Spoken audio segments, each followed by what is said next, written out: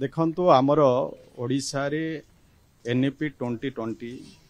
लागू हैला परे आमर एथिपाई आमर सिलेबस रे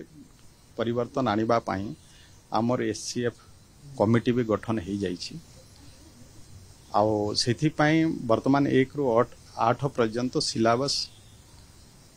रे परिवर्तन हबो एवं सेटा आसंता जो 26-27 रे सेटा लागू हबो सेथिपाई वर्तमान आमर प्रस्तुति चली आपाई कमिटी भी हो सारी आउ काम भी आरंभ होईछि आगामी दिन सेटा संपूर्ण हो देखो निश्चय केंद्र सरकार जो अच्छी जे मार्च 31 पर्यंत तांकर 6 वर्ष एवं दरकार किंतु सेथिरे जेहेतु अनेक पिला डिप्राइव हेबे तांकर एडमिशन रे सेथिपाई आमर राज्य सरकार तरफ ताकु टी कहळ करा जायछि आमे सेप्टेम्बर 1 को नेउछे जहाकी पिला माने एथिरु वंचित न हुअंतु सेथिपाई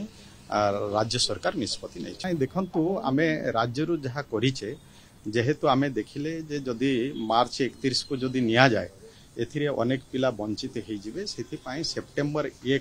को आमे नेहिछु जहाकी कोनोसी पिला एथिरे वंचित जेमति हेबे नाही